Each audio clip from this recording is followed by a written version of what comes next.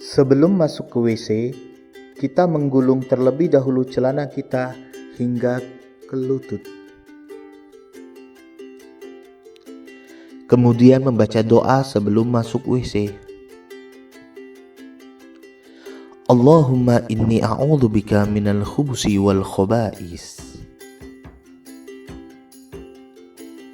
Melangkahkan kaki kiri ketika masuk WC.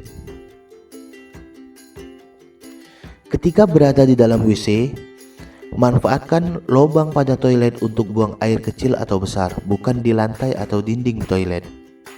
2. Dilakukan dengan jongkok atau duduk ketika buang air kecil atau besar. 3. Menuntaskan, maksudnya dengan berdehem-dehem saat mengakhirinya.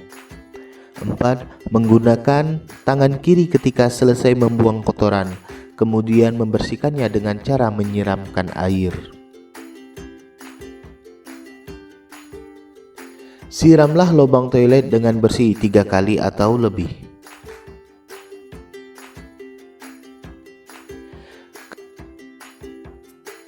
Keluar dari WC, langkahkan kaki kanan terlebih dahulu. Membaca doa keluar WC. Alhamdulillahilladzi annil adza wa afani.